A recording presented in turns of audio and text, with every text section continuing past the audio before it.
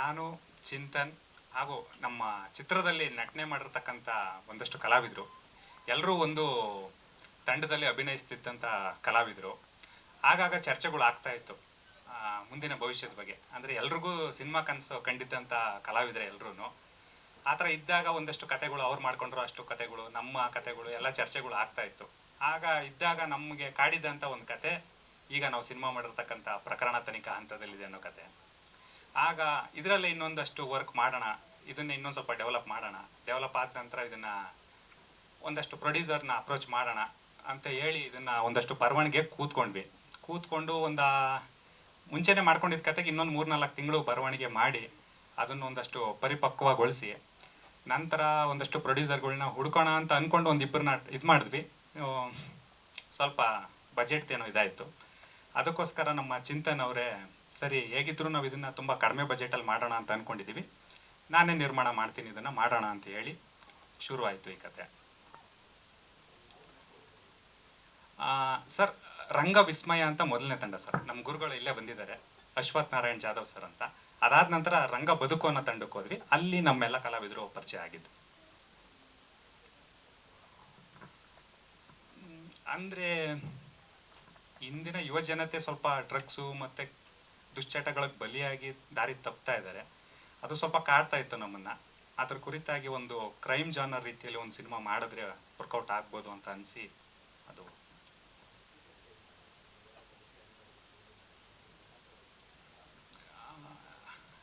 ಅಧಿಕಾರಿಗಳನ್ನ ಯಾರನ್ನೂ ಭೇಟಿ ಮಾಡಿಲ್ಲ ಸರ್. ಅಂದರೆ ಮುಂಚೆಯಿಂದ ಒಂದಷ್ಟು ಪತ್ರಿಕೆಗಳಲ್ಲಿ ಓದ್ತಾ ಇದ್ದಿದ್ದು, ಒಂದಷ್ಟು ತಿಳ್ಕೊಂಡಿದ್ದು, ನಮಗೆ ತಿಳಿದಷ್ಟು ನಾಲೆಡ್ಜಲ್ಲಿ. ಆದರೆ ಎಲ್ಲೂ ಲೋಪದೋಷಗಳು ಇಲ್ಲದೆ ಇರೋ ರೀತಿಯಲ್ಲಿ ತಕ್ಕ ಮಟ್ಟಿಗೆ ನಾವು ಇದು ಮಾಡ್ಕೊಂಡು ಮಾಡಿದ್ದೀವಿ ಸರ್. ಇಲ್ಲ ಸರ್, ಇದು ಯಾವುದೇ ರೀತಿಯ ಇದಲ್ಲ, ಕಾಲ್ಪನಿಕ, ಸಂಪೂರ್ಣ ಕಾಲ್ಪನಿಕ.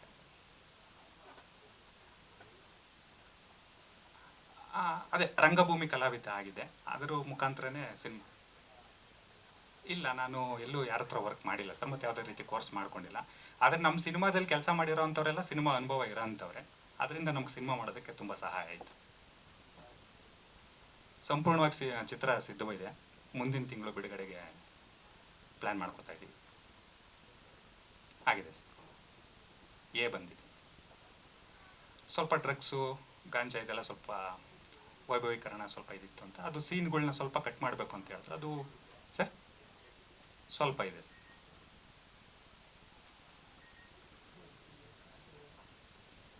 ಇಲ್ಲ, ಇದೊಂದು ಅಂಶ ಅಷ್ಟೇ ಸರ್. ಇದನ್ನ ಒಂದು ಎಳೆಯಾಗಿ ಇಟ್ಕೊಂಡು ಕತೆ ಮಾಡಿರೋದು.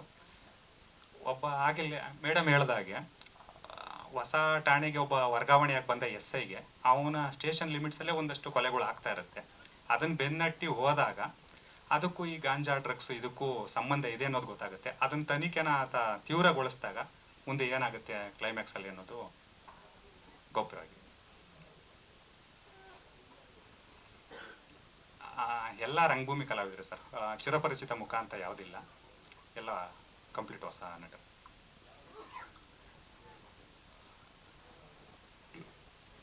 ಬೆಂಗಳೂರೇ. ಶೂಟಿಂಗ್ ಶುರುವಾಗಿದ್ದು ಹೋದ ವರ್ಷ ಆಗಸ್ಟಲ್ಲಿ ಸರ್. ಆಗಸ್ಟಲ್ಲಿ ಶುರುವಾಗಿ ನಮಗೆ ಪೋಸ್ಟ್ ಪ್ರೊಡಕ್ಷನಲ್ಲೇ ತುಂಬ ಟೈಮ್ ತಗೊಳ್ತು. ಅಲ್ಲಿ ಸ್ವಲ್ಪ VFX ವರ್ಕ್ ಎಲ್ಲ ಬೇಕಿತ್ತು, ಅದು ತುಂಬ ಟೈಮ್ ತಗೊಂಡು ಈಗ ಮೊನ್ನೆಷ್ಟೇ ಸಿದ್ಧ ಆಯಿತು.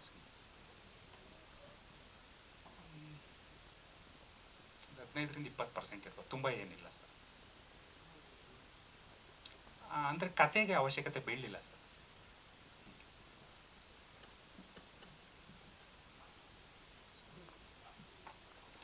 ಟೈಟಲ್ ಟ್ರ್ಯಾಕ್ ಒಂದಿದೆ, ಈಗ ನಾವು ಪ್ಲೇ ಮಾಡಿದ್ವಲ್ಲ ಅದೊಂದು. ಅದು ಬಿಟ್ಟರೆ ಒಂದು ಬಿಟ್ ಸಾಂಗ್ ಇದೆ. Cinema duration 95 minutes.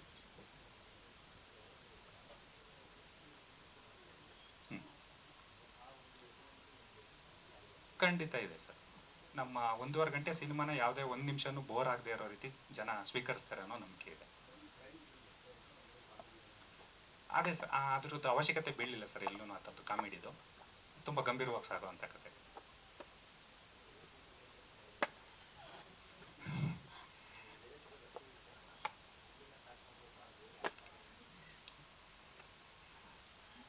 ಎರಡೂ ಇತ್ತು ಸರ್, OTTನೂ ಇತ್ತು, ಹಾಗೆ ಚಿತ್ರಮಂದಿರದಲ್ಲೂ ನೋಡಬೇಕು ಜನ ನಮ್ಮ ಸಿನಿಮಾನ ಅನ್ನೋದು ಮನಸ್ಸಲ್ಲಿ. ನನ್ನ ಹೆಸರು ಚಿಂತನ್ ಕಂಬಣ್ಣ.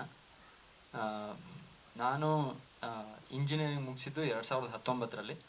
ಅದಾದಮೇಲೆ ಸಿನಿಮಾಗೋಸ್ಕರನೇ ಅಂತಲೇ ಬೆಂಗಳೂರಿಗೆ ಬಂದು ಸುಮಾರು ಕಡೆ ಹೋಗಿ ನಾಟಕಗಳ್ನು ಮಾಡಿ ಸಿನಿಮಾದಲ್ಲೂ ಒಂದಷ್ಟು ಕೆಲಸಗಳನ್ನ ಮಾಡಿ ಇವತ್ತು ನಮ್ಮ ಟ್ರೈಲರ್ ಲಾಂಚ್ ಆಗ್ತಿದೆ. ಈ ಸಿನಿಮಾ ಮುಹೂರ್ತ ಆಗಿ 1 ವರ್ಷದ ಮೇಲಾಯಿತು. ನಾವು ಮುಹೂರ್ತ ಮಾಡಿದ್ದು August 9, 2023. 1 ವರ್ಷಕ್ಕೆ ಕರೆಕ್ಟಾಗಿ ರೆಡಿ ಆಯಿತು. ಪೋಸ್ಟ್ ಪ್ರೊಡಕ್ಷನಲ್ಲಿ ತುಂಬ ಇಂಪ್ಲಿಮೆಂಟೇಷನ್ಸ್ ಮಾಡಿದ್ದೀವಿ. ಮುಖ್ಯವಾಗಿ ಇವತ್ತು ಜನಗಳು ಥಿಯೇಟ್ರಲ್ಲಿ ಕೂತ್ಕೊಂಡು ಸಿನಿಮಾ ನೋಡಬೇಕು ಅಂದರೆ ಎಲ್ಲರೂ ಅಪ್ಡೇಟೆಡ್. ಇವತ್ತು ಎಲ್ಲರೂ ಕೇಳೋದು ಕಂಟೆಂಟ್ ಕೊಡಿ ಅಂತಲೇ ಕೇಳೋದು. ಮುಖ್ಯವಾಗಿ ಕಂಟೆಂಟ್ ಅಂದರೆ ಮಾಹಿತಿ, ಒಂದು ಇನ್ಫಾರ್ಮೇಷನ್ನು. ಜನಗಳಿಗೆ ಅದು ಚೆನ್ನಾಗಿರಬೇಕು ಅಂದರೆ ಒಂದು ನೋಡೋಕ್ಕೆ ಚೆನ್ನಾಗಿರಬೇಕು ಮತ್ತು ಕೇಳೋಕ್ಕೆ ಚೆನ್ನಾಗಿರಬೇಕು. ಇದು ಮೇಜರ್ ಪಾಯಿಂಟ್ ಕಂಟೆಂಟ್ ಅಂದರೆ. ಸೊ ಈ ಥರದ ಸುಮಾರು ಕಂಟೆಂಟ್ಗಳನ್ನು ನಾವು ನಮ್ಮ ಸಿನಿಮಾದಲ್ಲಿ ತುಂಬ ಸಾಧ್ಯವಾದಷ್ಟು ಕತೆ ಎಷ್ಟು ಕೇಳುತ್ತೋ ಅಷ್ಟಕ್ಕೆ ಮಾತ್ರ, ಜಾಸ್ತಿನೂ ಹಾಕಿಲ್ಲ ಕಡಿಮೆನೂ ಹಾಕಿಲ್ಲ, ಒಂದು ಪರಿಪಕ್ವವಾದ ಸಿನಿಮಾನ ಮಾಡಿದ್ದೀವಿ. ನಮಗಿದ್ದ ಒಂದು ಸಿನಿಮಾ ನಾಲೆಡ್ಜಿಂದ ಆಗಿರ್ಬೋದು ಅಥವಾ ನಟನೆಯ ನಾಲೆಡ್ಜಿಂದ ಆಗಿರ್ಬೋದು, ಎಡಿಟಿಂಗ್ ಆಗಲಿ VFX ಆಗಲಿ ಎಲ್ಲೆಲ್ಲಿ ಹಾಕಬೇಕು ಅಲ್ಲೆಲ್ಲ ಸರಿಯಾಗಿ ಹಾಕಿದ್ದೀವಿ ಅನ್ನೋ ಒಂದು ನಂಬಿಕೆ ಇದೆ ನಮಗೆ. ಪ್ರತಿಯೊಬ್ಬರು ಪೋಸ್ಟ್ ಪ್ರೊಡಕ್ಷನಲ್ಲಿ ಹಾಗೆ ಸಿಕ್ಕಿದ್ರು ನಮಗೆ. ಎಡಿಟಿಂಗ್ ಕೂಡ ತುಂಬ ಕಷ್ಟಪಟ್ಟು ಮಾಡಿಸಿದ್ವಿ. ನಮ್ಮ ಎಡಿಟರ್ ಇಲ್ಲೇ ಇದ್ದಾರೆ. ಹಗಲು ರಾತ್ರಿ ಟೈಮಿಂಗ್ ಅಂತೂ ಇಲ್ಲವೇ ಇಲ್ಲ ಕೆಲಸಕ್ಕೆ. ಅದಾದಮೇಲೆ ನಾವು ಬಂದಿದ್ದು VFX ಹತ್ರ. ಲಕ್ಷ್ಮೀಪತಿಯವರು ನಿಜವಾಗ್ಲೂ ತುಂಬ ಟ್ಯಾಲೆಂಟೆಡ್ ವ್ಯಕ್ತಿಯವರು. ಅವ್ರದ್ದು ಗರುಡಾದ್ರಿ ಸ್ಟುಡಿಯೋಸಲ್ಲೇ ಈಗ ನಾವು ಚಾಪೆ ದಿಂಬು ಎಲ್ಲ ಹಾಕ್ಕೊಂಡು ಅಲ್ಲೇ ಉಳ್ಕೊಂಡ್ಬಿಟ್ಟಿದ್ದೀವಿ. ಅಂದರೆ ಅವರು ಅಷ್ಟು ಒಂದು ಧಾರಾಳ ವ್ಯಕ್ತಿ. ನಮ್ಮ ಸಿನಿಮಾಗೆ ತುಂಬ ಸಪೋರ್ಟ್ ಮಾಡಿದ್ದಾರೆ ಇವತ್ತಿನವರೆಗೂ ಅಷ್ಟೇ. ಈಗಲೂ ಅಲ್ಲಿ ಪ್ರೊಜೆಕ್ಟರ್ ರೂಮಲ್ಲೇ ಇದ್ದರು. ಬನ್ನಿ ಅಂದರೆ ತಕ್ಷಣ ಬರಲಿಲ್ಲ. So much of work oriented person he is. ಹಾಗಾಗಿ ಒಂದು ಒಳ್ಳೆ ಪ್ರಾಡಕ್ಟ್ ರೆಡಿ ಮಾಡಿದ್ದೀವಿ ಅನ್ನೋ ನಂಬಿಕೆ ಇದೆ. ಇನ್ನು ನಮ್ಮ ಕೆಲಸ ಜನಗಳಿಗೆ ಅದನ್ನು ತಲುಪಿಸೋದು, ಹಾಗೆ ಜನಗಳು ಕೈ ಹಿಡಿತಾರೆ ಅನ್ನೋ ನಂಬಿಕೆನೂ ಇದೆ. ಏಕೆಂದರೆ 1 ವರ್ಷ ಅದಕ್ಕೋಸ್ಕರನೇ ಟೈಮ್ ತೊಗೊಂಡಿದ್ದೀವಿ. ಥಿಯೇಟ್ರಲ್ಲಿ ಜನಗಳಿಗೆ ಬೇಜಾರಾಗಬಾರ್ದು ಅನ್ನೋ ಒಂದು ಜವಾಬ್ದಾರಿ ನಮ್ಮ ಮೇಲಿದೆ. ಹಾಗಾಗಿ ಸಿನಿಮಾ ತುಂಬ ಕಷ್ಟಪಟ್ಟು ಮಾಡಿದ್ದೀವಿ. ದಯವಿಟ್ಟು ಬನ್ನಿ, ಚಿತ್ರಮಂದಿರಗಳಲ್ಲೇ ಕನ್ನಡ ಸಿನಿಮಾಗಳನ್ನು ನೋಡಿ. ಧನ್ಯವಾದಗಳು. ಆ್ಯಕ್ಚುಲಿ ನಮಗೆ ಎಡಿಟರ್ಗೆ ಲಾಸ್ಟ್ ಟೈಮು ನಾವು ಮೋಷನ್ ಪೋಸ್ಟರ್ ಬಿಟ್ವಲ್ಲ, ಆ ಟೈಮಲ್ಲಿ ನಾವು ಹೂಡೀಸ್ ಮಾಡಿಸಿದ್ವಿ. ಹೂಡೀಸ್ ಮತ್ತು ಜರ್ಸಿ ಮಾಡಿಸಿದ್ವಿ. ಇದು ಪ್ರಮೋಷನ್ಗೆ ಅಂತ ಮಾಡಿಸಿದ್ದು. ಸ್ವಲ್ಪ ಅವ್ರು ಬ್ಯುಸಿ ಇರೋದ್ರಿಂದ ನಾವು ಪ್ರಮೋಷನ್ಗೆ ಎಲ್ಲ ಕಡೆ ಓಡಾಡ್ತೀವಲ್ಲ, ಅದಕ್ಕೋಸ್ಕರ ಒಂದಷ್ಟು ಕಡಿಮೆ ಮಾಡಿಸ್ಕೊಂಡಿದ್ವಿ.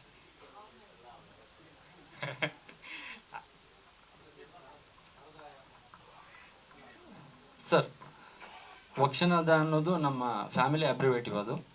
ಅದು ಬಿಟ್ಟರೆ ಕರದಯಾಮ ಅನ್ನೋದು ನಮ್ಮ ಪ್ರೊಡಕ್ಷನ್ ಹೆಸರು. ಮೀನಿಂಗ್ ಅದು ನಮ್ಮ ದೇವರು ಸರ್, ನಮ್ಮ ಮನೆ ದೇವರಿನ ಒಂದು ಅಬ್ರಿವೇಷನ್ ಥರನೇ ಮಾಡಿಕೊಂಡು ಇಟ್ಕೊಂಡಿರೋದು. ಸರ್, ಒಂದು ಸಣ್ಣ ಪಾತ್ರ ಸರ್. ಆ್ಯಕ್ಚುಲಿ ದೊಡ್ಡ ಪಾತ್ರ ನಂದು. ತೆರೆ ಹಿಂದೆ, ತೆರೆ ಮುಂದೆ ಸಣ್ಣ ಪಾತ್ರ ಸರ್. ಅದು ಅಂದರೆ ಸದ್ಯಕ್ಕೆ ನನ್ನ ಮನಸ್ಸಿನ ಪ್ರಕಾರ I don't think I am ready. So ಸಾಧ್ಯ ಆದಷ್ಟು ಸಣ್ಣ ಪಾತ್ರನೇ ಮಾಡಿಕೊಂಡು ತೆರೆ ಹಿಂದೆ ಎಲ್ಲ ನೋಡ್ಕೊಳ್ಳೋಣ ಅಂತ ಇತ್ತು ಸರ್. ಅದೇ ಸರ್, ತುಂಬ ಪ್ರಾಜೆಕ್ಟ್ಸ್, ತುಂಬ ಹೊಸ ಟೀಮ್ಗಳು, ತುಂಬ ಜನ ಪ್ರೊಡ್ಯೂಸರ್ಸ್ ಹತ್ರ ಹೋಗ್ತಾರೆ. ನಾವು ಹೋಗಿದ್ವಿ.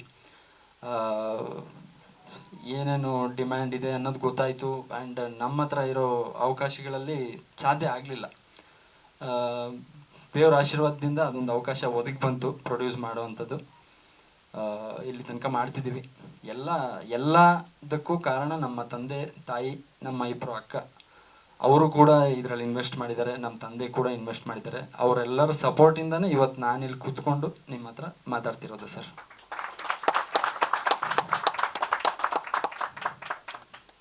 ಅಂದ್ಕೊಂಡಿದ್ದಕ್ಕಿಂತ ಹತ್ತತ್ರ ಒಂದು 10 ಪಟ್ಟು ಜಾಸ್ತಿನೇ ಆಗಿತ್ತು ಸರ್. ಅಂದರೆ so we were prepared for everything. ಮನೆ ಕಟ್ಟೋದು, ಮದುವೆ ಮಾಡೋದು, ಸಿನಿಮಾ ಮಾಡೋದು. ಮನೆ ಕಟ್ಟೋದು ಪ್ಲಸ್ ಮದುವೆ ಮಾಡೋದು ಜೊತೆಗೆ ಮಾಡಿದರೆ ಸಿನಿಮಾ ಮಾಡೋದಕ್ಕಿಂತ ಸ್ವಲ್ಪ ಈಸಿ ಇರುತ್ತೆ ಅಂತ ಅನ್ನಿಸ್ತು.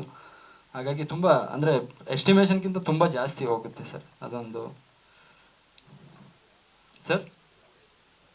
ಸರ್ ಇಲ್ಲ ಸರ್, ಸಂಪೂರ್ಣ ಫುಲ್ ಟೈಮ್ ಸಿನಿಮಾ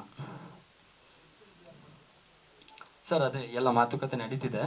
ನಮ್ಮ ಪಿ ಆರ್ ಸರ್ ಜೊತೆ ಎಲ್ಲ ಸೇರ್ಕೊಂಡು ನಾವು ಮಾತಾಡ್ತಿದ್ದೀವಿ ಸರ್. ಸರ್ ಅದೇ ಆ್ಯಕ್ಚುಲಿ ಬಿಗ್ ಸಿನಿಮಾಗೆ ಹೋಲಿಸಿದ್ರೆ ಲೋ ಬಜೆಟೇ, ಬಟ್ ನಮ್ಮ ಎಸ್ಟಿಮೇಷನ್ ಸ್ಟಾರ್ಟಿಂಗಲ್ಲಿ ಇದ್ದಿದ್ದು ಸ್ವಲ್ಪ ಕಡಿಮೆನೇ ಇಟ್ಕೊಂಡಿದ್ವಿ ನಾವು, ಬರ್ತಾ ಬರ್ತಾ ಜಾಸ್ತಿ ಆಯಿತು ಸರ್. ಅಂದರೆ ಅದೇ ಪೋಸ್ಟ್ ಪ್ರೊಡಕ್ಷನ್ ಅದೇ ಜಾಸ್ತಿ ಟೈಮ್ ಹಿಡಿತು ಅಂತ ಹೇಳಿದ್ನಲ್ಲ, ಆ V F X we have to pay, ಯಾಕಂದರೆ ಅಷ್ಟು ಕೆಲಸ ಮಾಡಿದವ್ರಿಗೆ ನಾವು ದುಡ್ಡು ಕೊಡಲಿಲ್ಲ ಅಂದರೆ ಅದು ತಪ್ಪಾಗುತ್ತೆ. ಹಾಗಾಗಿ ವಿ ಹ್ಯಾಡ್ ಟು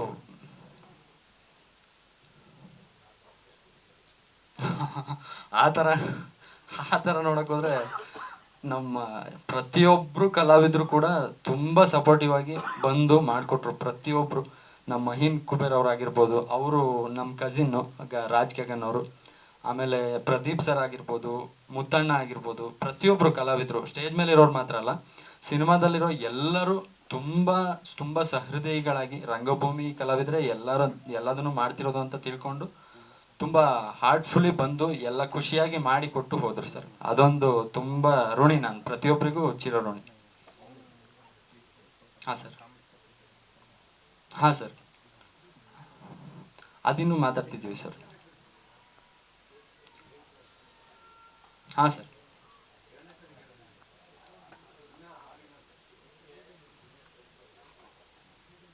ಹಾಂ ಸರ್, ಆ ಥರ ಎಲ್ಲ ಜವಾಬ್ದಾರಿಯಿಂದ ವಹಿಸ್ಕೊಂಡಿದ್ದೀವಿ. ಒಟ್ಟಿನಲ್ಲಿ ಪಕ್ಕಾ ಬರ್ತೀವಿ, ಅದಂತೂ ಫಿಕ್ಸು. ಹಾಂ sir. Sir actually title track ಬಂದು ನಾವು ಮಾಡಿದ್ದು ಪೋಸ್ಟ್ ಕ್ರೆಡಿಟಿಗೆ, ಅಂದರೆ ಹೆಸರು ತೋರಿಸ್ಬೇಕಾದ್ರೆ ಅಂತ ಮಾಡಿದ್ದು. ಹಾಗಾಗಿ ಅದು ತುಂಬ ಕ್ಯಾಚಿ ಆಗಿತ್ತು. ಆ್ಯಕ್ಚುಲಿ ನಾವು ಆ ಸಾಂಗ್ ರೆಡಿ ಮಾಡಿದ್ದು ಭಾಮಿನಿ ಷಟ್ಪದಿಯಲ್ಲಿ, 6 ಸಾಲುಗಳ ಒಂದು ಪದ್ಯ, 4 ಭಾಮಿನಿ ಷಟ್ಪದಿ ನಮ್ಮ ತಂದೆಯವರು ಬರೆದಿದ್ರು. ಅದರಲ್ಲಿ ಸ್ವಲ್ಪ ಪಕ್ವವಾಗಿದ್ದಾರೆ ಅವರು, ಹಾಗಾಗಿ ಅವ್ರ ಕಡೆ ಬರ್ಸಿದ್ವಿ. ನಮ್ಮ ಸಿನಿಮಾದ ಒಂದು ಜೀವಾಳ ಏನಿದೆ, ನಮ್ಮ ಸಾರಾಂಶ ಏನಿದೆ ಅದನ್ನೆಲ್ಲ ಹೇಳಿದ್ವಿ. ಅದಕ್ಕೆ ತಕ್ಕಂಗೆ ತುಂಬ ಅದ್ಭುತವಾಗಿ ಬರೆದುಕೊಟ್ರು. ಅದನ್ನು ಸಿನಿಮ್ಯಾಟಿಕ್ ಆಗಿ ಹೇಗೆ ಇಂಪ್ಲಿಮೆಂಟ್ ಮಾಡ್ಕೋಬೋದು, ಎಡಿಟ್ಸು ಕಟ್ಸು ಎಲ್ಲೆಲ್ಲಿ ಬೇಕೋ ಅದನ್ನೆಲ್ಲ ಮಾಡಿಕೊಂಡು ಕೆಲವೊಂದಷ್ಟು ಸಣ್ಣ ಪುಟ್ಟದನ್ನೆಲ್ಲ ಸೇರಿಸಿ ನಮ್ಮ ಮ್ಯೂಸಿಕ್ ಡೈರೆಕ್ಟ್ರು ಮಾಡಿಕೊಟ್ರು. ಹಾಗಾಗಿ ಆಮೇಲೆ ಅದನ್ನು ಬಿಡಬೇಕಾದ್ರೆ ಲಿರಿಕಲ್ ವಿಡಿಯೋ ಥರ ಬಿಟ್ಟರೆ ಮಾಮೂಲಿ ಆಗುತ್ತೆ, ಏನಾದರೂ ಒಂದು ಹೊಸದಿರಲಿ ಅಂತೇಳಿ 3D ಮಾಡಿ ನಮ್ಮ ಲಕ್ಷ್ಮೀಪತಿ ಅವ್ರ ಸಹಕಾರದಿಂದ ನೀಟಾಗಿ ನಮ್ಮ ಡೈರೆಕ್ಟ್ರು ಎಲ್ಲ ಫುಲ್ 3Dದು ಕಾನ್ಸೆಪ್ಟ್ ಪೂರ್ತಿ ಅವ್ರದ್ದೇ. ಸೊ ನಾವೆಲ್ಲ ಡಿಸ್ಕಸ್ ಮಾಡಿ ಆ ಥರನೇ ಬಿಡಬೇಕು ಅಂತ ಪ್ಲ್ಯಾನ್ ಮಾಡ್ಕೊಂಡು ಬಿಟ್ಟಿತ್ತು ಸರ್. ನನಗೊಂದು ಅವಕಾಶ ಕೊಟ್ಟರು ಚಿಂತನ್ ಅವರು, ಸುಂದರ್ ಸಾರು, ಇವರಿಗೆ ನಾನು ಮೊದಲು ಧನ್ಯವಾದಗಳನ್ನ ತಿಳಿಸ್ತೀನಿ. ನನ್ನ ಕ್ಯಾರೆಕ್ಟ್ರು ಪೊಲೀಸ್ ಇನ್ಸ್ಪೆಕ್ಟರ್ ಕ್ಯಾರೆಕ್ಟ್ರು ಚೆನ್ನಾಗಿದೆ, ಒಳ್ಳೆ ಸಹಕಾರ ಕೊಟ್ಟು ನನ್ನ ಕಡೆಯಿಂದ ಕ್ಯಾರೆಕ್ಟರ್ ಮಾಡಿಸಿದ್ದಾರೆ. ಅವರಿಗೆ ನಾನು ಧನ್ಯವಾದಗಳನ್ನ ತಿಳಿಸ್ತೀನಿ.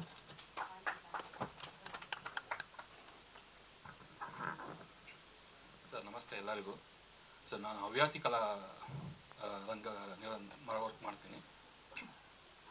ನಾನು ಇಂಡಸ್ಟ್ರಿಗೆ ವಿಲನ್ ಆಗಬೇಕು ಅನ್ನೋ ಒಂದು ಇಂಟೆನ್ಷನ್ ಇಟ್ಕೊಂಡೆ ಇಂಡಸ್ಟ್ರಿಲಿ ವಿಲನ್ ಪಾತ್ರ ಇದ್ರೆ ಕೊಡಿ ಅಂತಲೇ ಕೇಳ್ತಿರ್ತೀನಿ. ಸೊ ಹಾಗೆ ಕೇಳುವಾಗ ಚಿಂತನ್ ಸರ್ಗೆ ವಾಟ್ಸಪ್ ಮಾಡಿದೆ ನಾನು ಫೋಟೋಸ್ನ. ಸೊ ಅವರು ಕರೆದು ಮಾತಾಡಿ ಈ ಥರ ಇರುತ್ತೆ ಅಂತ ಹೇಳಿ ಸೊ ಆ ಕ್ಯಾರೆಕ್ಟ್ರು ಡಿಸೈನ್ ಮಾಡಿದರು. ಸೊ ಅದರಲ್ಲಿ ನನ್ನ ಒಂದು ಇನ್ಸಿಡೆಂಟ್ ಹೇಳಬೇಕಂದ್ರೆ, ನನ್ನ ಒಂದು ಕ್ಲೈಮ್ಯಾಕ್ಸಿನಲ್ಲಿ ಏನು ಮಾಡ್ತಾರೆ ಸೊ ಅದನ್ನು ಮಾಡುವಾಗ ಸ್ವಲ್ಪ ಚೇಂಜಸ್ ಎಲ್ಲ ಆಗೋಯ್ತು ಅಲ್ಲಿ. ಸೊ ಹಾಗಾಗಿ ಅವರಿಲ್ಲ ನಂಗೆ ಅದೇ ಥರ ಬೇಕು ಅಂತ ಅಗೇನ್ ಮತ್ತೆ ರೀಶೂಟ್ ಮಾಡಿದ್ರು ಅದನ್ನು. ಸೊ ಅವ್ರ ಕಮಿಟ್ಮೆಂಟ್ ನೋಡಿದ್ರೆ ತುಂಬ ಖುಷಿ ಆಗುತ್ತೆ. ಸೊ ಇಡೀ ತಂಡಕ್ಕೆ ಒಳ್ಳೇದಾಗಲಿ, ನಮ್ಮೆಲ್ಲರಿಗೂ ಒಳ್ಳೇದಾಗಲಿ. ಎಲ್ಲರೂ ಕನ್ನಡ ಚಿತ್ರಮಂದಿರದಲ್ಲೇ ಬಂದು ನೋಡಿ ಅಂತ ಕೇಳ್ಕೊತೀನಿ. Thank you.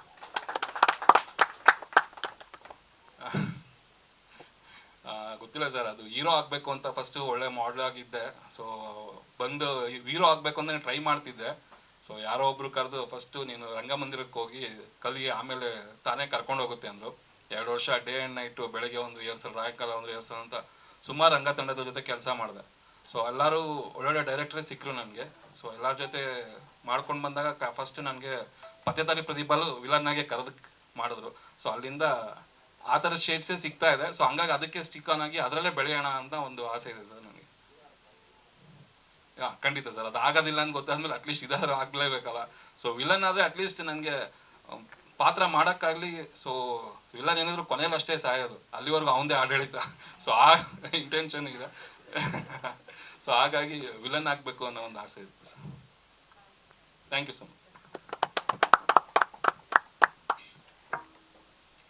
ನಮಸ್ಕಾರ. ವಿ ಎಫ್ ಎಕ್ಸು ಚೆನ್ನಾಗಿ ಬಂದಿದೆ ಮೂವಿಯಲ್ಲಿ.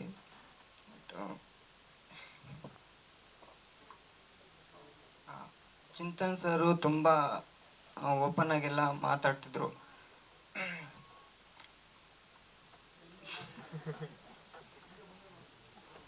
ಸರ್ ಒಂದು 40 ದಿನ ಮಾಡಿದ್ವಿ ಸರ್ ವಿ ಎಫ್ ಎಕ್ಸ್.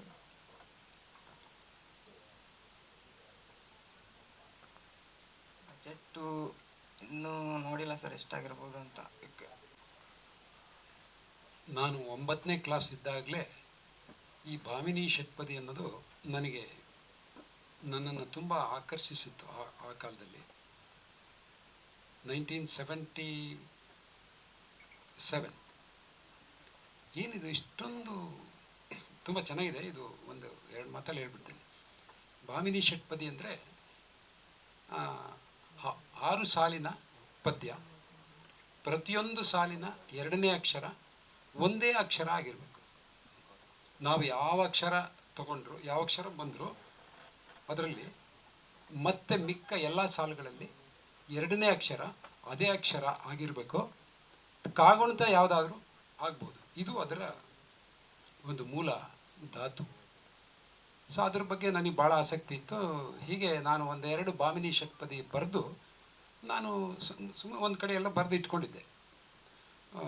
ಯಾವಾಗಲೂ ಒಂದು ಸಾರಿ ಅದನ್ನು ಮನೆಯಲ್ಲಿ ಎಲ್ರಿಗೂ ಹೇಳುವಾಗ ಮಗ ಅದನ್ನು ಗಮನಿಸಿ ಏನಪ್ಪಾಜಿ ಇದು ಅಂತೇಳಿ ಅದ್ರ ಬಗ್ಗೆ ಸ್ವಲ್ಪ ಚರ್ಚೆ ಮಾಡಿದ್ವಿ. ಸರಿ ಆಯಿತು. ಇದು ಈ ಸಿನಿಮಾ ಪ್ರಾರಂಭ ಆದಮೇಲೆ ಒಂದು 4 ಸಂದರ್ಭಗಳು, 4 ಅಂಶಗಳನ್ನು ನನಗೆ ಕೊಟ್ಟು, ಇದು ಒಂದೊಂದು ಅಂಶಕ್ಕೆ ನೀವು ಒಂದೊಂದು ಭಾಮಿನಿ ಷಟ್ಪದಿ ಬರೆಯೋಕ್ಕಾಗುತ್ತಾ ಅಂತ ಕೇಳಿದ್ರು. ನಾನು ಆಯಿತು ನಿಂದೇನೇನು ಇದು ಅಂತೇಳಿ ತಗೊಂಡು ಆ 4 ಅಂಶಗಳನ್ನ ಇಟ್ಕೊಂಡು ನಾನು 4 ಭಾಮಿನಿ ಷಟ್ಪದಿ ಬರೆದು ಕೊಟ್ಟೆ. ಒಂದು 2 ದಿವಸದಲ್ಲಿ ಬರೆದು ಕೊಟ್ಟೆ. ಅದನ್ನು ಅವರು ತಗೊಂಡಾದ್ಮೇಲೆ ಅದನ್ನು ಅವ್ರದ್ದೇ ಆದ ರೀತಿಯಲ್ಲಿ ಎಲ್ಲ ಕಟ್ಟು ಪೇಸ್ಟು ಎಲ್ಲ ಮಾಡಿಕೊಂಡು ಕೆಲವಾರು ಬದಲಾವಣೆಗಳು ಮಾಡಿಕೊಂಡು ಒಂದು ಟೈಟಲ್ ಸಾಂಗ್ ಅಂತ ಮಾಡಿದರು. ಅದಕ್ಕೊಂದು ರಾಗನೂ ಇದೆ. ಅದನ್ನು ಒಂದು ಸಾರಿ ನೀವೆಲ್ಲ ಕೇಳಿದ್ರೂ ಚೆನ್ನಾಗಿರುತ್ತೆ. ಸಾಹಿತ್ಯ ಅಂದರೆ ಅದನ್ನು ಪ್ರಾಸಬದ್ಧವಾಗಿ ಇದ್ದಾಗ ಅದನ್ನು ಕೇಳುವಾಗ ಒಂದು ರುಚಿ ಸಿಗುತ್ತೆ ಎಲ್ಲರೂ ಕೇಳುಗರಿಗೆ. ಸೊ ಅದನ್ನು ನಾವು ಪಾಲಿಸ್ಕೊಂಡು ಕಾಪಾಡಿಕೊಂಡು ರಚನೆ ಮಾಡಿದರೆ ತುಂಬ ಚೆನ್ನಾಗಿರುತ್ತೆ ಅಂಥೇಳಿ ಈ ಕನಕದಾಸರದು ಒಂದು ಭಾಮಿನಿ ಷಟ್ಪದಿ ಹೇಳ್ತೀನಿ. ಈಗ ಅದರ ಆಧಾರದಲ್ಲಿ ಬೇರೆ ರಚನೆ ಆಗಿರೋದು. ಕುಮಾರವ್ಯಾಸರು ಮಹಾಭಾರತ ಕಥೆಯಲ್ಲಿ 4,35,000 ಭಾಮಿನಿ ಷಟ್ಪದಿಗಳನ್ನು ರಚನೆ ಮಾಡಿದ್ದಾರೆ. ಗದಗಿನಲ್ಲಿ ವೀರನಾರಾಯಣ ಸ್ವಾಮಿ ದೇವಸ್ಥಾನದ ಎದುರುಗಡೆ ಅಲ್ಲಿ ಒಳಗಡೆ ಕೂತ್ಕೊಂಡು ಬೆಳಗಿನ ಜಾವ 2:30 ಗಂಟೆಗೆ ತಣ್ಣೀರು ಸ್ನಾನ ಮಾಡಿ ಆ ಬಟ್ಟೆ ಎಲ್ಲ ಒಣಗೋವರೆಗೆ ಪ್ರತಿದಿನ ಅಷ್ಟೊಂದು ನಿರರ್ಗಳವಾಗಿ ಅವರ ಸ್ಮೃತಿಯಿಂದ ಹೊರಹೊಮ್ಮಿದ ಎಲ್ಲ ಸಾಲುಗಳು. ಅದನ್ನು ನೋಡಿದರೆ ನಿಜವಾಗೂ ನಾವು ಕನ್ನಡಿಗರಲ್ಲಿ ಎಷ್ಟು ಪುಣ್ಯ ಮಾಡಿದ್ದೀವಿ, ಎಷ್ಟೊಂದು ಪುಣ್ಯವಂತರು. ಅವುಗಳನ್ನೆಲ್ಲ ನೋಡಿ ಆಸ್ವಾದಿಸೋ ಒಂದು ಅವಕಾಶ ಅಥವಾ ಒಂದು ಪುಣ್ಯ ಎಲ್ಲ ಕನ್ನಡಿಗರಿಗೆ ಇಲ್ವಲ್ಲ. ಯಾರೂ ಅದನ್ನು ಬಳಸ್ಕೊಳ್ತಾ ಇಲ್ಲ ಅಂಥೇಳಿ ಆಶ್ಚರ್ಯ ಆಗುತ್ತೆ. ಬಹಳ ಕಷ್ಟಪಟ್ಟು, ಅವರಷ್ಟು ನಿರರ್ಗಳವಾಗಿ ಸುಲಲಿತವಾಗಿ ಅಲ್ಲ, ಬಹಳ ಕಷ್ಟಪಟ್ಟು ನಾನು ಒಂದು 4 ಪದ್ಯಗಳನ್ನ ರಚನೆ ಮಾಡಿ ಕೊಟ್ಟೆ. ಅವರಿಗೆ ಅದು ಸೂಕ್ತವಾಗಿದೆ ಅಂತ ಅನಿಸ್ತು. ಅದರಲ್ಲಿ ಒಂದನ್ನು ಕನಕದಾಸರದ್ದು ಹೇಳೋದಾದರೆ, ಶ್ರೀಯರಸಗಾಂಗೆಯನುತ ಕೌಂತೆಯ ವಂದಿತ ಚರಣ ಕಮಲದಳಾಯ ತಾಂಬಕ ರೂಪ ಚಿನ್ಮಯ ದೇವಕೀತನಯ. ಗಂಟಲು ಸ್ವಲ್ಪ ಇದು ರಾಗವಾಗಿ ಬಂದರೆ ಚಂದ. ಶ್ರೀಯರಸಗಾಂಗೆಯನುತ ಕೌಂತೆಯ ವಂದಿತ ಚರಣ ಕಮಲದಳಾಯ ತಾಂಬಕ ರೂಪ ಚಿನ್ಮಯ ದೇವಕೀತನಯ. ರಾಯ ರಘುಕುಲ ವರ್ಯ ಭೂಸುರ ಪ್ರಿಯ ಸುರಪುರ ನಿಲಯ ಚನ್ನಿಗ ರಾಯ ಚತುರೋಪಾಯ ರಕ್ಷಿಸು ನಮ್ಮ ನನವರತ. ಇದು 6 ಸಾಲಿನ ಪದ್ಯ.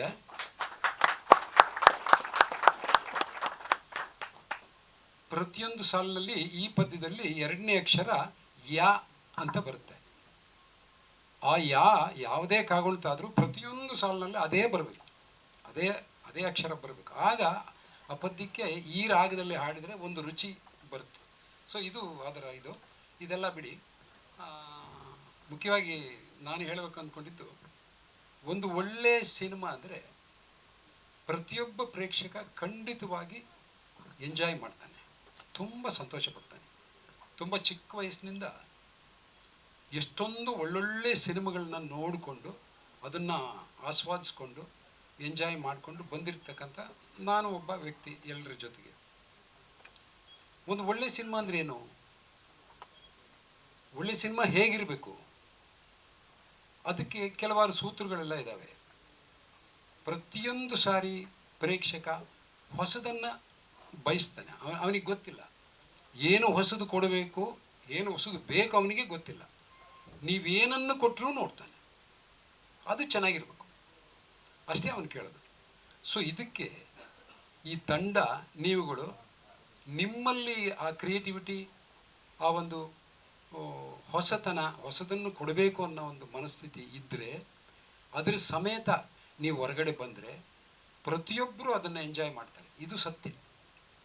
ಒಂದು ಒಳ್ಳೆಯ ಸಾಹಿತ್ಯ ಬಂದರೆ, ಒಂದು ಸಾಹಿತ್ಯ ಹೊರಗಡೆ ಬಂದರೆ ಅದನ್ನು ಕೇಳಿದರೆ ಏನನ್ಸುತ್ತೆ ಅಂದರೆ ಅದರಲ್ಲಿರೋ ಎಲ್ಲ ಪದಗಳು ನಮಗೆ ಪರಿಚಯ ಇರ್ತಕ್ಕಂಥ ಪದಗಳೇ, ನಮಗೆ ಗೊತ್ತಿರ್ತಕ್ಕಂಥ ಪದಗಳು, ಎಲ್ರಿಗೂ, ನನ್ನೊಬ್ಬರಿಗಲ್ಲ ಎಲ್ರಿಗೂ ಗೊತ್ತಿರ್ತಕ್ಕಂಥ. ಆದರೆ ಅದರ ಜೋಡಣೆ ಅಷ್ಟರ ಮಟ್ಟಿಗಿದ್ದಾಗ ಅದು ಅಷ್ಟು ಸಂತೋಷ, ಅಷ್ಟು ಆನಂದ, ಅಷ್ಟು ಮುದ ನೀಡ್ತದೆ ಮನಸ್ಸಿಗೆ. ನೋಡಿ, ಯಾವುದೇ ಸಾಹಿತ್ಯ ತಗೊಳ್ಳಿ, ಅದರಲ್ಲಿರೋ ಪದಗಳು ನಮಗೆ ಗೊತ್ತಿಲ್ಲದೆ ಇರೋದು ಯಾವುದೂ ಇಲ್ಲ. ಆದರೆ ಅದನ್ನು ಜೋಡಿಸೋ ರೀತಿನಲ್ಲಿ ಅಲ್ಲಿ ವಿಶೇಷತೆ ಕಾಣುತ್ತೆ. ಸೊ ಈಗ ಈ ಥರದ ಅಂಶಗಳು ನನಗೆ ತುಂಬ ಇಷ್ಟವಾಗಿತ್ತು. ಮಗ ಅವನು ಈ ಥರ ಸಿನಿಮಾ ಮಾಡಬೇಕು ಅಂತ ಹೇಳಿ ಬಂದಾಗ ಆ ಸಿನಿಮಾ ಮಾಡುವವರ ಆಗು ಹೋಗುಗಳು ಎಲ್ಲ ಕಾಲಕ್ಕೂ ನಮಗೆ ಪರಿಚಯ ಇದ್ದಿದ್ದರಿಂದ, ಅಲ್ಲಪ್ಪ ಹೌದು ನೀನು ಎಲ್ಲರೂ ಮಾಡ್ತಾರೆ, ಈಗ ನೀನು ಮಾಡ್ತೀಯ, ಹೇಗೆ, ಏನು ನಿಂದು ವಿಶೇಷತೆ?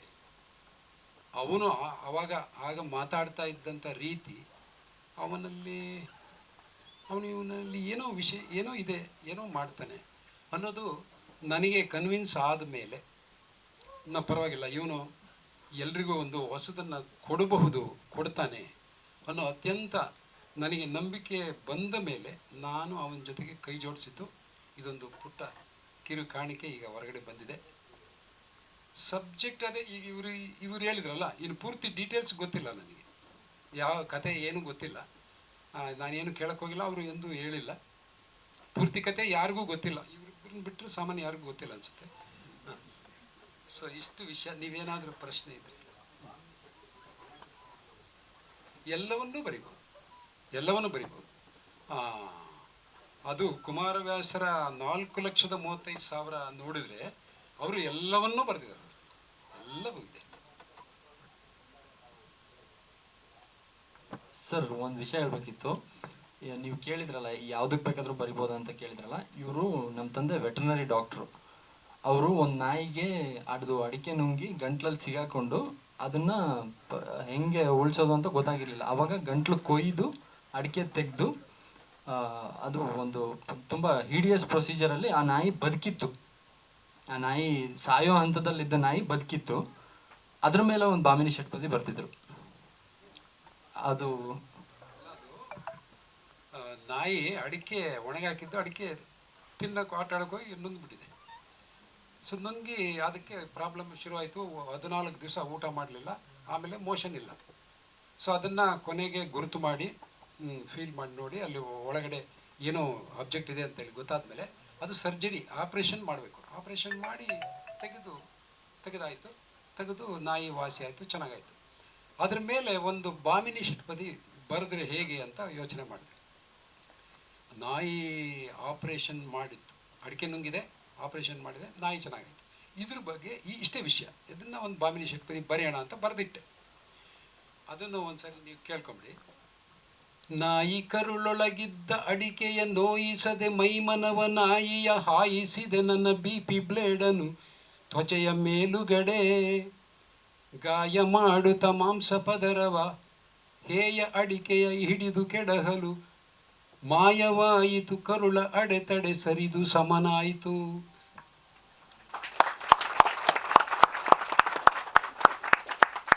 ಆಮೇಲೆ ಇನ್ನೊಂದು, ಕೋಳಿಗಳಿಗೆ ಒಂದು ಫೀಡ್ ಮಾಡ್ತಾರೆ, ಕೋಳಿಗೆ ಫಾರ್ಮ್ ಕೋಳಿ ಫೀಡ್ ಮಾಡ್ತಾರೆ. ಆ ಕೋಳಿ ಫೀಡು ಏನಿರುತ್ತೆ ಅಂತ, ಆ ಕೋಳಿ ಫೀಡ್ ಹೆಂಗೆ ಮಾಡ್ತಾರೆ ಅಂತೇಳಿ ಅದೊಂದು ಬರೆದಿದ್ದೆ. ಕೋಳಿ ಮೇವಿರುತಿಹುದು ಈ ಪರಿ ಜೋಳ ಮೆಕ್ಕೆಯ ಕಡಲೆ ಹಿಂಡಿಯ ಕಾಳು ಗೋಧಿ ರಾಗಿಗಳ ಸಜ್ಜೆಗಳ ಅಕ್ಕಿಗಳ ಆಳ ಹುರಿಯದ ಸೋಯ ಅವರೆಯ ಸೀಳು ಹೊಯ್ದಿಹ ಮೀನು ಮಾಂಸದ ಮೂಳೆ ಮಜ್ಜೆಯ ಮಿಶ್ರಣವು ಸೇರಿಹುದು ಗುರುತರದೆ. ಇದು ಎರಡನೇದು. ಅದನ್ನು ನೋಡಿ ಅವನು ಕೇಳಿದ್ದಕ್ಕೆ ಇದೊಂದು 4 ನಾನು ಬರೆದುಕೊಟ್ಟೆ. ಇಲ್ಲಿ ಬಂದಿರುವ ಹಿರಿಯರಿಗೆ, ನಮ್ಮ ಮಾಧ್ಯಮ ಮಿತ್ರರಿಗೆ ಎಲ್ಲರಿಗೂ ನಮಸ್ಕಾರ. ನನ್ನ ಹೆಸರು ನಾನಿ ಕೃಷ್ಣ ಅಂತ. ಪ್ರಕರಣ ತನಿಖಾ ಹಂತದಲ್ಲಿದೆ. ಬರೋ ತಿಂಗಳು 18ನೇ ತಾರೀಕು ರಿಲೀಸ್ ಆಗ್ತಿದೆ. 1 ವರ್ಷಗಳ ಹಿಂದೆ ನನಗೆ ಸುಂದರ್ ಅವರು ಕಾಲ್ ಮಾಡಿ ಈ ಥರ ಪ್ರಕರಣ ಮಾಡಿದ್ದೀವಿ, ಕತ್ರಿ ಹಾಕಬೇಕು ಅಂತ ಹೇಳಿದಾಗ ಖುಷಿ ಆಯಿತು. ಆಫೀಸಿಗೆ ಬಂದರು. ಸೊ ಬಂದಾಗ ಕೂತಾಗ ನಾವು ತುಂಬ ಎಂಜಾಯ್ ಮಾಡ್ಕೊಂಡು ಎಡಿಟ್ ಮಾಡಿದ್ದೀವಿ. ಹಂಗೆ ನಮ್ಮ ನಿರ್ಮಾಪಕರು ಅವ್ರ ಟ್ಯಾಲೆಂಟ್ ಕೂಡ ಮೆಚ್ಚಬೇಕು, ಯಾಕಂದರೆ ಎಡಿಟ್ ಮಾಡಬೇಕಾದ್ರೆ ಅವರು ಕೂಡ ಕೂತ್ಕೊಂಡು ಹಿಂಗೆ ಮಾಡಿದ್ರೆ ಅವರು ಕೂಡ ಐಡಿಯಾಸು ತುಂಬ ಚೆನ್ನಾಗಿ ಕೊಟ್ಟಿದ್ರು. ಅದರಿಂದ ಇನ್ನೂ ಚೆನ್ನಾಗಿ ಮೂಡ್ ಬಂದಿದೆ. ಎಲ್ಲರಿಗೂ ನಮಸ್ಕಾರ. ನಾನು ಮೂಲತಃ ನಮ್ಮದು ರಾಯಚೂರಲ್ಲಿ ಒಂದು ಚಿಕ್ಕ ಹಳ್ಳಿಯಿಂದ ಬಂದಂಥವು. ನಾನು 2018ರಲ್ಲಿ ಸಿನಿಮಾ ಒಂದು ಮಾಡಬೇಕು, ಸಿನಿಮಾದಲ್ಲಿ ಇದರಲ್ಲಿ ಬರಬೇಕು ಅಂತ ಬಂದಿದ್ದು ಬೆಂಗಳೂರಿಗೆ. ಬಂದು ಒಂದು ಫಿಲಿಮ್ಗೆ ಆಡಿಷನ್ ಅಂತ ಕೊಟ್ಟು, ಅದಾದಮೇಲೆ ಅವರು ಅಸಿಸ್ಟ್ ಮಾಡಿ ನನಗೆ ಸ್ಕ್ರಿಪ್ಟ್ ರೈಟಿಂಗ್ ಮಾಡೋ ಹಾಗಿದ್ರೆ ನಾನು ಕೊಡ್ತೀನಿ ಒಂದು ಚಾನ್ಸ್ ನಿಮಗೆ ಅಂತ ಹೇಳಿದರು.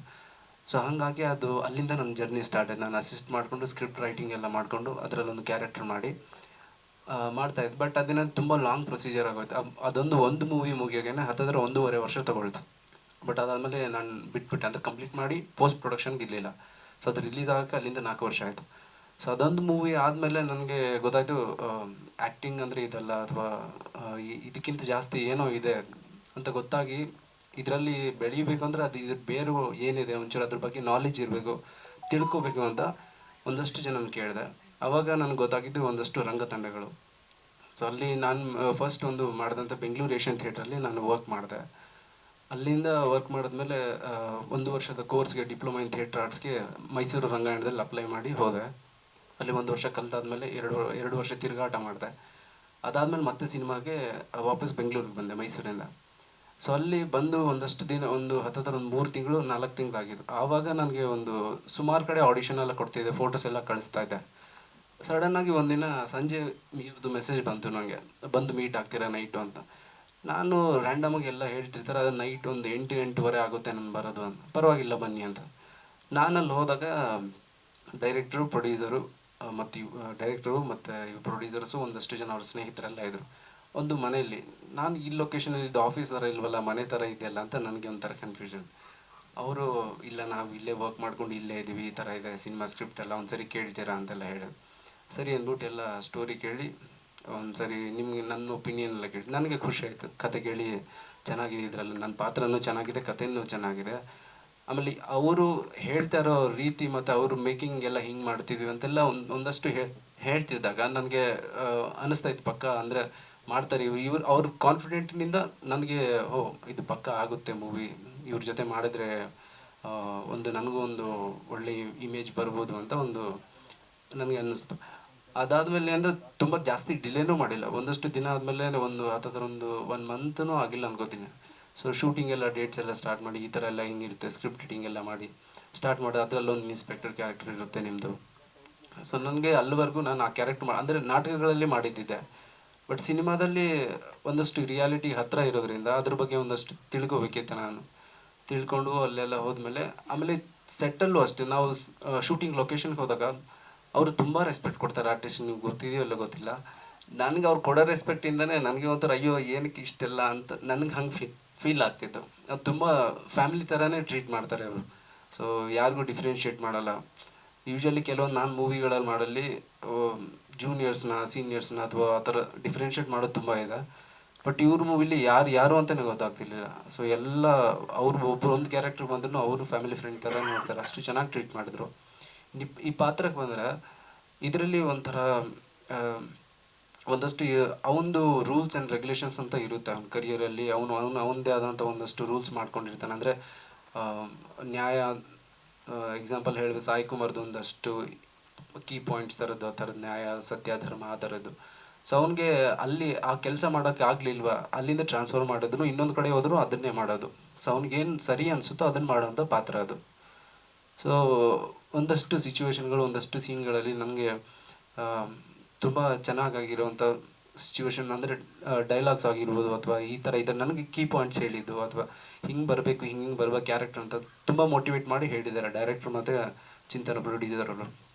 ಸೊ ಹೀಗಾಗಿ ಆಮೇಲೆ ಈ ಮೂವಿ ತುಂಬ ಫಾಸ್ಟಾಗಿ ಗ್ರೋ ಆಯಿತು. ಅಂದರೆ ಬೇಗ ಶೂಟ್ ಕಂಪ್ಲೀಟ್ ಆಗಿ, ಬೇಗ ಪೋಸ್ಟ್ ಪ್ರೊಡಕ್ಷನ್ ಆಗಿ, ಆಮೇಲೆ ಇಲ್ಲಿ ಈ ರೇಂಜ್ಗೆಲ್ಲ ನಾನು ಇರ್ತೀನಿ ಅಂತ ಅಂದ್ಕೊಂಡು ಇಷ್ಟು ಬೇಗ ಅಂತ. ಜರ್ನಿ ನಂದು ಲಾಂಗ್ ಆಗಿದ್ದು, ಬಟ್ ಈ ಫೀಲ್ಡ್ಗೆ ಇಷ್ಟು ಶಾರ್ಟ್ ಟರ್ಮಲ್ಲಿ ಬಂದೆ ಅಂತ ಅನ್ನಿಸ್ತು ನನಗೆ. ಸೊ ನನ್ನ ಈ ಇಮೇಜ್ ಕಟ್ಕೊಟ್ಟಂಥ ಎಲ್ಲರಿಗೂ, ಡೈರೆಕ್ಟ್ರಿಗೂ ಪ್ರೊಡ್ಯೂಸರ್ಗೂ ನಾನು ತುಂಬ ಹೃದಯದ ಧನ್ಯವಾದನ ಸಲ್ಲಿಸ್ತೀನಿ ಸರ್. ಹಾಂ ಹೌದು, ಒಂದಷ್ಟು ರಿಲೇಟೆಡ್ ಆಗಿರೋಂಥ, ಹಾಂ ಹೌದು, ಸಾಯಿ ಕುಮಾರ್ ಅವ್ರದ್ದಂತೂ ಒಂದಷ್ಟು ಅಂದರೆ ನನಗೆ ಆ ಮ್ಯಾನರಿಸಮ್ ಬಗ್ಗೆ ಗೊತ್ತಾಗಬೇಕಿತ್ತು. ನಾನು ಪೊಲೀಸ್ ಯೂಶ್ವಲಿ ನಾನು ಒಂದಷ್ಟು ಕಡೆ ಹೋಗಿ ನೋಡ್ತಾ ಇದ್ದೆ. ಸೊ ಅವ್ರದ್ದು ಬಾಡಿ ಲ್ಯಾಂಗ್ವೇಜ್ ಹೆಂಗಿರುತ್ತೆ ನಾನು ನೋಡಿದ್ದಿದೆ. ಬಟ್ ಚಿಕ್ಕವರಿಂದ ನೋಡೋದು ಬೇರೆ. ಆ್ಯಸ್ ಅನ್ ಆ್ಯಕ್ಟರ್ ಆಗಿ ಆ ಕ್ಯಾರೆಕ್ಟರ್ಗೆ ಯಾವ ಬೇಕು ಅನ್ನೋ ಕ್ಯಾರೆಕ್ಟರಿಸ್ಟಿಕ್ ನೋಡಿಸ್ಕೋಸ್ಕರ ನಾನು ಹೋಗಿ ಒಂದಷ್ಟು ಕಡೆ ಅಬ್ಸರ್ವ್ ಮಾಡ್ತಾ ಇದ್ದೆ ಇನ್ಸ್ಪೆಕ್ಟರ್ಸ್ಗಳನ್ನ, ಮತ್ತು ಒಂದಷ್ಟು ಇಂಟರ್ವ್ಯೂಗಳನ್ನ ನೋಡ್ತಾ ಇದ್ದೆ. ಮತ್ತು ಹಳೆ ಫಿಲಮ್ಗಳಲ್ಲಿ ಯಾವ ರೀತಿ ಮಾಡಿದ್ದಾರೆ ಸೀನಿಯರ್ ಆ್ಯಕ್ಟರ್ಗಳದ್ದು, ಅವ್ರದ್ದು ಒಂದಷ್ಟು ರೆಫರೆನ್ಸ್ ಇಟ್ಕೋತಾ ಇದೆ. ಹಾಂ, ನಮ್ಗೆ ಯೂಶ್ವಲಿ ಒಳಗಡೆ ಹೋಗೋಕ್ಕೆ ಅಂದರೆ ಸ್ವಲ್ಪ ಭಯ ಅಂತಲ್ಲ. ಇನ್ಸ್ಪೆಕ್ಟರ್ಸ್ ಒಂದು 2-3 ಸರಿ ಸುಮ್ಮನೆ ಸಿಚುವೇಶನ್ಗೆ ಹೋದ ಅವ್ರು ತುಂಬ ಗದ್ರತಾರೆ. ಹೇಳ್ಬೇಕಂದ್ರೆ ಕೆಲವೊಂದು ಸರಿ ಅವ್ರ ವರ್ಕ್ ಪ್ರೆಷರ್, ನಾನು ಅವ್ರ ತಪ್ಪಂತ ಹೇಳಲ್ಲ, ಸುಮ್ಮನೆ ಯಾಕ್ರಿ ನಿಂತಿದ್ದೀರ ಅಂದ್ಬಿಡ್ತಾರೆ, ಹಾಗೆಲ್ಲ ಹೇಳ್ತಿರ್ತಾರೆ. ಬಟ್ ದೂರದಲ್ಲೇ ಡಿಸ್ಟೆನ್ಸಲ್ಲೇ ಅವರು ಡಿಸ್ಟರ್ಬ್ ಆಗಬಾರ್ದು. ಸೊ ನನಗೂ ಒಂದಷ್ಟು ಇಂಪಾರ್ಟೆಂಟ್, ನನಗೆ ಏನೇನು ಮೇಜರ್ ಪಾಯಿಂಟ್ಸ್ ಇದಾವೆ ಆ ಥರ ದೂರದಿಂದಲೇ ನಾನು ಅಬ್ಸರ್ವ್ ಮಾಡ್ತಾ ಇದ್ದೆ ಅಷ್ಟು. ಇದಕ್ಕೆ ಮುಂಚೆ ಒಂದು 2019ರಲ್ಲಿ ಒಂದು ಮೂವಿ ಮಾಡಿದ್ದೆ. ಅದು 22ರಲ್ಲಿ ರಿಲೀಸ್ ಆಯಿತು ಮೂವಿ, ಕರ್ನಾಟಕ ಅಂತ. ಇದು ಫಸ್ಟ್ ಫಿಲ್ಮ್, ಅದರಲ್ಲಿ ಸೆಕೆಂಡ್ ಲೀಡ್ ಆಗಿ ಮಾಡಿದ್ದೆ, ಇಂಪಾರ್ಟೆಂಟ್. ತುಂಬ ಖುಷಿ ಆಗುತ್ತೆ ನನಗೆ. ಅದೇ ಹೇಳಿದ ಹಾಗೆ ನಾನು ಒಂದಷ್ಟು ಜರ್ನಿ ನಂದೇನಿದೆ, ಥಿಯೇಟರ್ ಜರ್ನಿ ಆಗಿರ್ಬೋದು, ಸಿನಿಮಾ ಜರ್ನಿಲಿ ನನಗೆ ಇಷ್ಟು ಬೇಗ ಜನರ ಮುಂದೆ ತಗೊಂಡೋಗಿರೋದಕ್ಕೆ ಇವ್ರಿಗೆ ತುಂಬ ಥ್ಯಾಂಕ್ಸ್ ಹೇಳ್ತೀನಿ.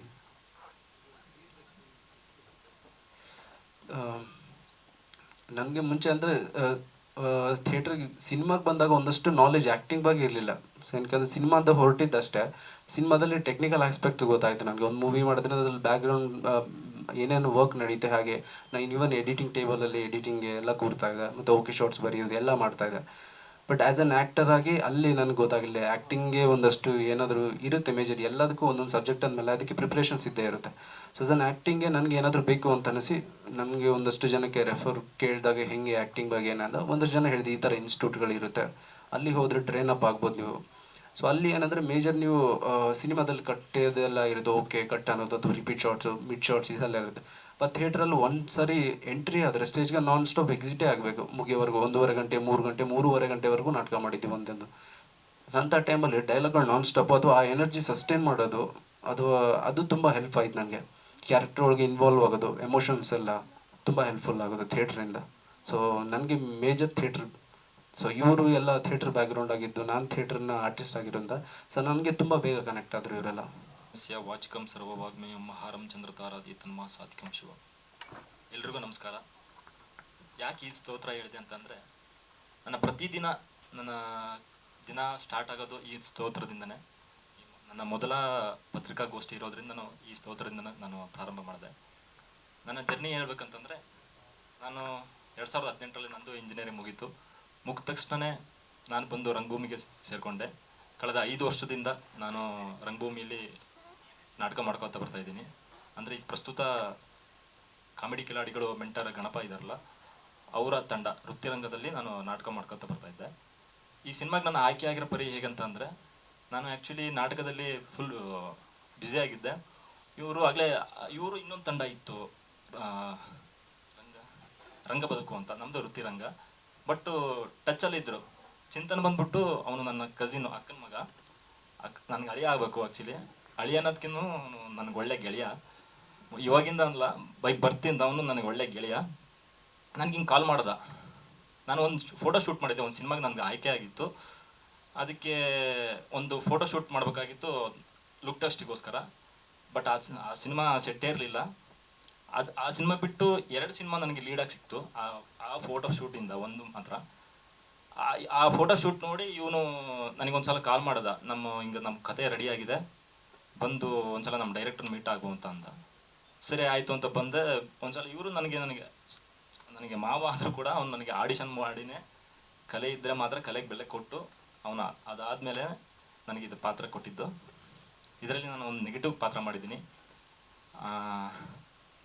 ತುಂಬ ಈ ಕತೆ ಫುಲ್ಲು ಆ ಗೌರವಂತ ಪಾತ್ರ ಅನ್ನೋದು ತುಂಬ ಈ ಕತೆ ಪೂರ್ತಿ ಆ ಗೌರವ ಅನ್ನೋ ಪಾತ್ರದ ಮೇಲೆನೇ ಹೋಗುತ್ತೆ. ಮಹತ್ವವಾದ ಒಂದು ಪಾತ್ರವನ್ನು ಕೊಟ್ಟು ನನಗೆ ಪ್ರೋತ್ಸಾಹಿಸಿದ್ದಾನೆ. ಸುಂದರ್ ಸರ್ಗೂ ನನಗೆ ಭಾಳ ಧನ್ಯವಾದ ಹೇಳ್ತೀನಿ. ಕೆಲವೊಂದ್ಸಲ ಒಂದು ಡಿಮೋಟಿವೇಟ್ ಆದಾಗ ನೀವು ಹಂಗೆ ಮಾಡಬೇಕು ಹಿಂಗೆ ಮಾಡಬೇಕು ಅಂತ ಕೆಲವೊಂದರಲ್ಲಿ ಮೋಟಿವ್ ಮಾಡಿದ್ದಾರೆ. ಅದಕ್ಕೂ ನಾನು ಭಾಳ ಧನ್ಯವಾದ ಹೇಳ್ತೀನಿ. ಆ್ಯಕ್ಚುಲಿ ಈ ಸಿನಿಮಾಗೆ ನಾನು ಪ್ರೀ ಪ್ರೊಡಕ್ಷನ್ ಆಗಲಿ ಪೋಸ್ಟ್ ಪ್ರೊಡಕ್ಷನ್ಗಾಗಲಿ ಜಾಸ್ತಿ ಟೈಮ್ ಕೊಡೋಕ್ಕಾಗಲಿಲ್ಲ. ಯಾಕಂದರೆ ನಂದು ಇನ್ನೊಂದು ಸಿನಿಮಾ ಪಜ್ಜಳ ಅಂತ ಒಂದು ಸಿನಿಮಾ ಮಾಡ್ತಾ ಇದ್ದೆ ಅದೇ ಟೈಮಲ್ಲಿ. ಅದು ಸಿನಿಮಾ ಮತ್ತು ಇನ್ನೊಂದು ಯಡಿಯೂರು ಸಿದ್ಧಲಿಂಗೇಶ್ವರ ಅಂತ ಸೀರಿಯಲ್ಲು, ಅದು 3 ನನಗೆ ಪ್ಯಾರಲಲ್ ಆಗಿ ಸಿಗ್ತಾ ಇತ್ತು. ಅಂದರೆ ನನಗೆ ಡೇಟ್ಗಳು ಜಾಸ್ತಿ ಟೈಮ್ ಕೊಡೋಕ್ಕೆ ಈ ಸಿನಿಮಾಗೆ ಆಗಲಿಲ್ಲ. ಹಂಗಾಗಿ ಒಂದ್ಸಲ ಈ ಸಿನಿಮಾಗೆ ಮತ್ತೊಂದ್ಸಲ ರೀಶೂಟ್ ಮಾಡ್ಬೇಕಾಗಿ ಬಂತು. ಅದೇ ರೀಶೂಟ್ ಮಾಡ್ಬೇಕಾದ್ರೂ ನನಗೆ ಟೈಮ್ ಕೊಡೋಕ್ಕಾಗಲಿಲ್ಲ. ಯಾಕಂದರೆ ಒಂದು ಸಿನಿಮಾ ಒಂದು ಸೀರಿಯಲ್ಗೆ ನಾನು ಟೈಮ್ ಕೊಡಬೇಕಾಗಿತ್ತು. ಹಾಗಾಗಿ ಇಲ್ಲಿವರೆಗೂ ಬಂತು ಈ ಜರ್ನಿ ಎಲ್ಲ. ಮತ್ತು ಎಲ್ಲರಿಗೂ ನಮ್ಮ ಟೀಮ್ಗಳಿಗೆ ಎಲ್ಲರಿಗೂ ಧನ್ಯವಾದ ತಿಳಿಸ್ತೀನಿ.